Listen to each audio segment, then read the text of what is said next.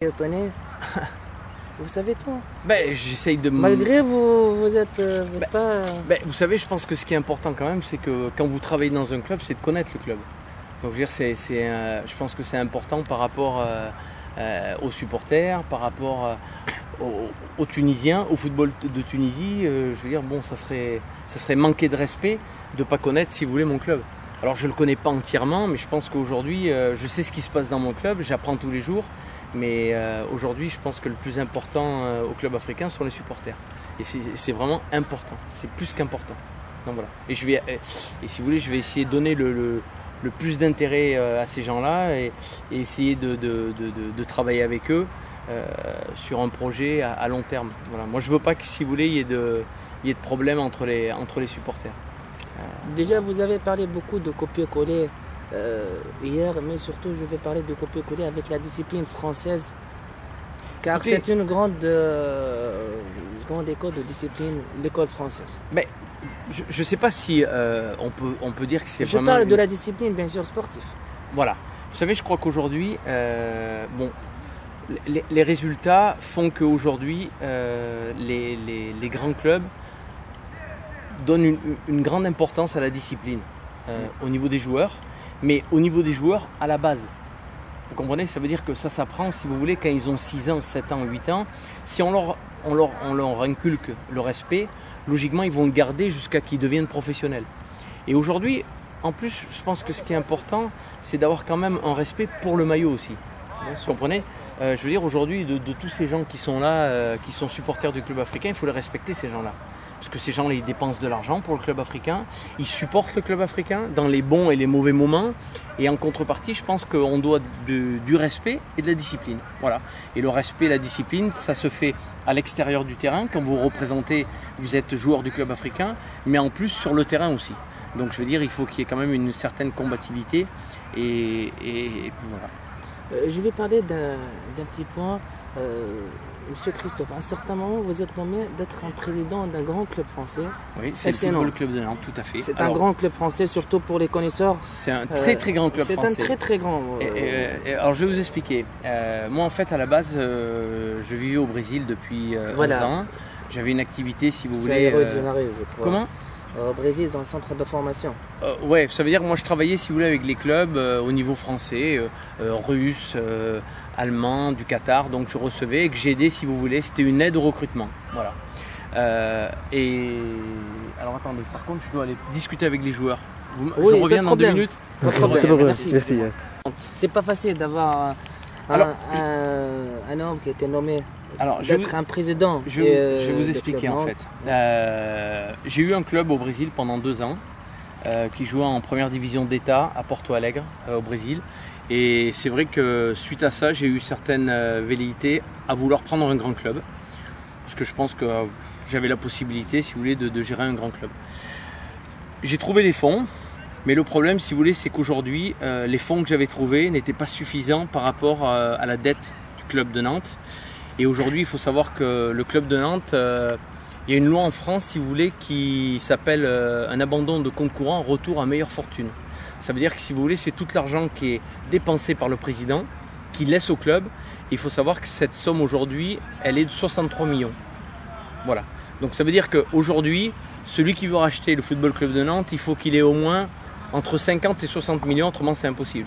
Et si aujourd'hui ça avait été possible, ça fait très longtemps que quelqu'un serait président à Nantes. Et personne ne veut racheter Nantes parce qu'aujourd'hui, c'est un puits sans fin, quoi. Je veux dire, seulement aussi, ça sera vendu comme le PSG pour les hommes d'affaires des pays de Golfe, comme PSG, comme Man City. Comme aujourd'hui Monaco qui a été racheté par un Russe. Donc, mais aujourd'hui, sincèrement, Nantes, c'est impossible. Voilà. Et après, j'ai eu une deuxième histoire, c'était Grenoble, qui était en Ligue 2. Et Grenoble, pareil, je suis arrivé avec une certaine somme d'argent.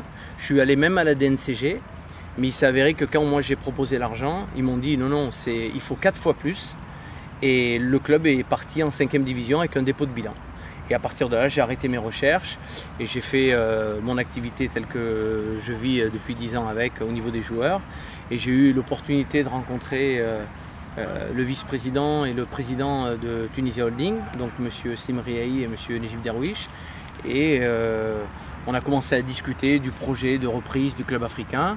Et c'est vrai que vu l'importance du club, vu les supporters, je pense que c'est vraiment quelque chose, un projet qui est fantastique. Et c'est pour ça que j'essaye de faire le mieux possible, si vous voulez, pour servir mon président et le projet qu'il souhaite pour le club. Voilà. Mais quand même, c'est pas facile de réussir ce projet en Tunisie, surtout après la révolution, avec l'absence du public dans les stades. Aujourd'hui, écoutez, ce qu'on sait, c'est que quoi qu'il arrive, la nouvelle saison, elle va être normalement réouverte au public. Bon, ça c'est ce qui a été... Malgré ce un peu difficile. Écoutez, d'accord, mais bon, logiquement, si vous voulez, attendez, sincèrement, faut espérer quand même. Sincèrement, si aujourd'hui le football tunisien joue sans supporters, le football tunisien va mourir. Sincèrement, à part des clubs comme le club africain ou peut-être l'Espérance, nos voisins, ou l'Étoile du Sahel ou Sfax, mais les autres clubs, ils vont vivre comment? Je veux dire, ça veut dire qu'il va y avoir un championnat à 4 clubs? C'est pas possible.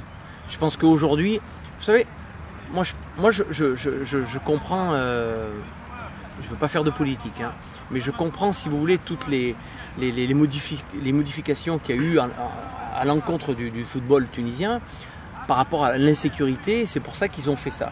Moi je pense qu'aujourd'hui, si les Tunisiens aiment leur football, s'ils ont envie de retourner au stade et vivre une passion telle qu'ils le disent, je crois qu'il va falloir quand même que le supporter tunisien s'éduque. Et qu'aujourd'hui, il aille au stade pour supporter et non pas pour se battre. Autrement, je veux dire, c'est pas possible. Et vous avez parlé ça avec le monsieur Tarvieb, le ministère de... Non, moi j'ai prévu, si vous voulez, de rencontrer... je voudrais discuter avec ces gens-là.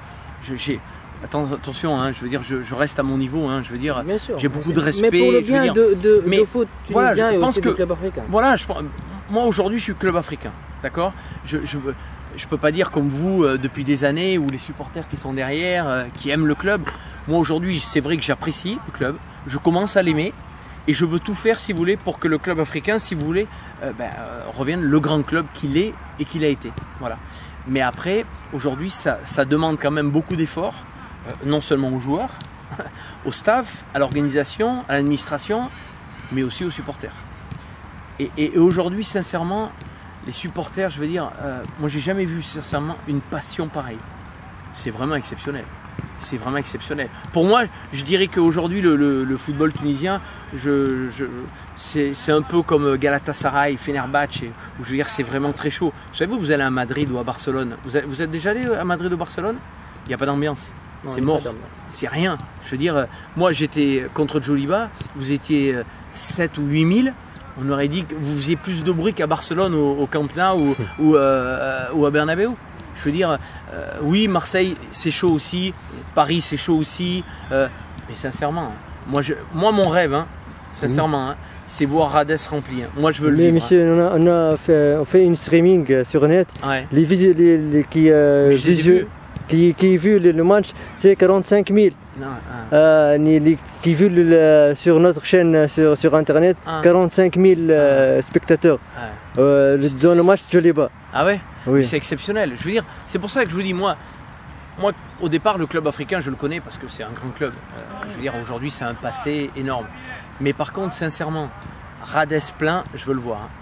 Moi, je veux le voir, sincèrement. Après, si vous voulez, je peux partir, ça ne me gêne pas. Mais avant ça, je veux voir Rades plein. Après, j'ai un objectif, hein, c'est être champion. Mon président aussi. Et je veux dire, bon, aujourd'hui, je pense que les supporters, ils attendent ça avec impatience. Je crois que bon, tout est fait. Le recrutement est en train de se finir. Surtout il y a encore des joueurs. Un budget jusqu'à maintenant.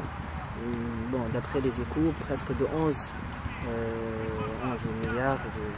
Écoutez, c'est beaucoup, jamais vu pour le club africain. Voilà, sincèrement, jamais vu pour le club africain. Je veux dire, si vraiment aujourd'hui les gens ont conscience de l'effort que fait mon président, d'accord ? Ça c'est sûr. Bon, je pense que sincèrement, s'ils ont un respect pour ce que fait mon président, venez au stade, mais pour être amis et pour supporter le club africain. Mais que personne n'aille se battre, je veux dire, entre clubistes. Ça c'est inacceptable. Ça c'est inacceptable. Surtout après tout ce que vous avez vécu pendant les dernières années. Je veux dire, aujourd'hui, c'est une certaine liberté. Je veux dire, il faut que tous les supporters, je veux dire, aillent dans le même sens. C'est très important. On va parler un peu de quelques recrutements surtout. Un recrutement comme les internationaux maliens, Sambassou, c'est pas facile d'avoir un tel joueur comme Sambassou. Il a joué le dernier match contre l'Algérie, c'était le 12 juin 2012. Ouais. Il a joué dernièrement, la dernière saison, 24 matchs, 23 en Ligue 2 et un match en Coupe. De quoi c'est pas facile d'avoir ce joueur au club africain. C'était pas facile. Écoutez, c'est pas facile, c'est pas encore finalisé, je veux dire c'est en bonne voie, je veux dire vous savez, sincèrement, faire signer un joueur c'est très compliqué. C'est très compliqué. Est-ce qu'avec votre relation en France, ça facilitait la tâche? Ça peut aider, ça peut aider. Ça peut aider. Mais indirectement, si vous voulez, je crois qu'aujourd'hui, d'abord il y a 2 grands clubs, par exemple c'est Lens, le club africain, 2 grands présidents. Donc Monsieur Luc Dayan et Monsieur Slim Riahi. Je veux dire, après il y a une discussion qui se fait. Après vous savez que les joueurs, ils ont des agents. C'est sûr qu'il y a un intermédiaire entre les deux. Non, pas chaque fois. Pour faciliter la tâche. Non, pas chaque fois. Non, je veux dire, bon, attendez, vous savez, vous avez des lois hein, dans le football. Hein, vous savez, c'est pas fait comme ça. Hein, vous faites pas ce que vous voulez. Hein. Il faut c'est réglementé. Il faut respecter ces lois-là. Mais moi, je pense que bon, c'est en bonne voie. Déjà, il y a un joueur de Lens qui est arrivé. Je pense que, comme vous dites, Inch'Allah, je veux dire pour le deuxième. Donc voilà quoi. On espère. Et surtout, on va parler maintenant le projet le plus important pour le club, c'est l'infrastructure. Alors là, je vais vous dire. Je me demande. On sait très bien que ce terrain, c'est pas bon même pour l'état santé du joueur. Je crois que vous avez parlé avec certains joueurs. Ouais. C'est pas bon. Bon aussi, surtout pour les handballeurs et les basketteurs. Voilà. Alors, il faut savoir que pour un club âgé de 82 ans, exactement. Depuis 1920, je veux dire bon. Écoutez, vous savez, je crois que mon président aujourd'hui avait un objectif et il s'est engagé, si vous voulez, à la rénovation du parc. Malheureusement, vous savez comme moi que c'est en plein ramadan et que c'est compliqué, si vous voulez, faire travailler les gens avec une chaleur pareille, c'est pas possible. On a fait, si vous voulez, pas du rapide, mais uniquement une petite amélioration. Et je crois que vous allez voir vraiment la réalité. Voilà. Et la réalité, si vous voulez, ça va être à partir du 20, après le ramadan, où là, il va y avoir des équipes qui vont travailler constamment pour rénover le parc totalement. Les vestiaires pour les jeunes qui vont être neufs totalement. Il faut savoir qu'on va avoir des stades de handball et volleyball et basketball qui vont être refaits totalement. Le stade derrière, si vous voulez, actuellement, il est en phase de finition et on va installer la terre végétale et on va pouvoir faire la semence. Donc dans 6 mois, c'est le terrain principal. Exactement. Déjà. Dans 6 mois, il sera opérationnel avec une très belle pelouse. Ça nous permettra de retravailler celle-ci. On va refaire certainement aussi le synthétique qui est mort. On va refaire aussi l'intérieur de l'hôtel. Non, sincèrement, c'est quelque chose de très important. C'est à l'image du club. Ça prend beaucoup de temps. Ça prend beaucoup de temps et beaucoup d'argent. Il faut avoir beaucoup de patience. Voilà, et beaucoup de patience. C'est pour ça que je pense que avec vos collègues de CATV, je demande que les gens, si vous voulez, je comprends qu'ils soient avides de résultats immédiatement, qu'il y ait un changement total. Malheureusement, c'est compliqué. Et aujourd'hui, si vous voulez, je pense que vous avez eu beaucoup de patience déjà. On vous demande uniquement jusqu'au début de la saison prochaine. C'est dans 3 mois, hein, ça va être rapide. On a nos matchs, il y a une préparation, il y a une osmose qui va se faire. Mais avec les 6 matchs qui restent en championnat, on peut préparer la saison prochaine. Mais c'est ce qu'on va faire, hein. C'est ce qu'on va faire. Je peux vous assurer que c'est prévu comme ça. Hein. Ne pensez pas un instant comment s'appelle qu'aujourd'hui on est là, comment s'appelle pour faire de la figuration. Hein. Il y a 6 matchs importants. Je sais qu'il y en a un très important d'ailleurs contre nos amis pas loin. Il y a beaucoup de gens qui vont attendre et nous aussi on le prépare. Hein. Donc voilà quoi. Mais bon. Donc ça reste à parler que maintenant le plus important après ces recrutements, normalement les sponsors qui vont nous contacter maintenant. Voilà. Alors. C'est pas nous. Écoutez, je pense que déjà ça va être une offre globale qui va être faite et c'est vrai qu'aujourd'hui le club africain fait reparler de lui dans le bon sens. Donc automatiquement les sponsors, et il y a beaucoup de clubistes, on sait qu'aujourd'hui je vous pose une question, combien il y a de supporters réels aujourd'hui, clubistes en Tunisie? On peut dire 4 millions par exemple. 4 millions. Et est-ce qu'aujourd'hui vous pensez qu'il n'y a pas plus mais qui sont insatisfaits, c'est pour ça qu'ils se disent plus clubistes. Si demain, le club africain est premier et champion, combien il va y avoir de supporters en Tunisie? 7 000, 8 000. Voilà, donc c'est tout. Aujourd'hui, sincèrement, je pense que laissez-nous un peu de patience, donnez-nous un peu de temps, et je peux vous assurer que moi c'est mon objectif, hein, je me suis engagé avec mon président, on doit être les premiers. Mais on doit être les premiers au football, au basket, au hand et à la section volley qui va arriver et à la natation. Voilà. On est un club omnisport. Moi, on m'a toujours dit quand je suis arrivé que la défaite au club africain, ça n'existe pas. C'est vrai? Voilà. C'est pas facile. C'est pas facile. Donc c'est pas apprécié.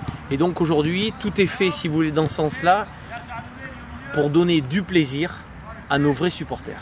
Voilà. Et que s'il y avait des supporters qui aujourd'hui n'étaient pas très fiers, si vous voulez, du logo club africain, ben, ceux-là qu'ils le deviennent très rapidement. Et voilà, c'est important.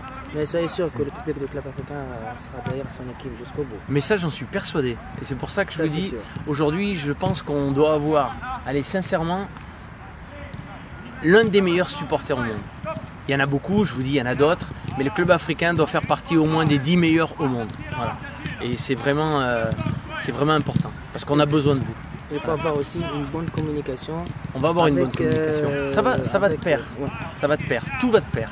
Mais comme je vous dis, il y a une organisation qui est en train de se faire, il y a une hiérarchie qui va être mise en place. La communication va être faite aussi avec des gens, si vous voulez, comme vous, qui sont proches du club africain, et au lieu que ça parte de partout, et qu'en fait, peut-être la bonne information ne soit pas la bonne. Voilà. Il faut protéger notre club. Il faut protéger notre club, exactement. Voilà, merci. Deux petits mots, et le programme de préparation? Alors le programme de préparation, donc c'est jusqu'au 8 entraînements, ils ont un jour de repos. Après ils reprennent avec un match le 15 août à Zuiten contre une équipe non définie à 22h. Et on va essayer de voir si peut-être ce match-là, on peut éviter de le faire à huis clos, ça serait bien, mais ça c'est pas évident. Et après, ben, on a un match, si vous voulez, de rattrapage le 21 août contre voilà, JSK. Et après, on attaque notre championnat jusqu'à la fin octobre. Il n'y a pas un stage à Indram ou bien en France, non, il n'y aura pas. Non. Après, peut-être, oui, à la fin de notre championnat, pour le redémarrage, oui, il y aura un stage. Mais là, on est au parc, on est dans notre club et on y reste. Petit mot, supporter clubiste, petit mot comme ça. Ben, un petit mot, je crois. Une message. Non, le message, c'est que je crois qu'aujourd'hui, je l'ai dit et je le redis, vous êtes les plus importants dans le club. Et aujourd'hui, s'il y avait peut-être par le passé des gens qui ne vous ont pas donné autant d'importance, moi, avec mon président, on va vous en donner parce qu'aujourd'hui, vous êtes très très importants et c'est la vie du club. Et sans vous, sans supporters, il n'y a pas de club. Voilà. Et à très bientôt à Rades. Merci. On vous laisse travailler et merci.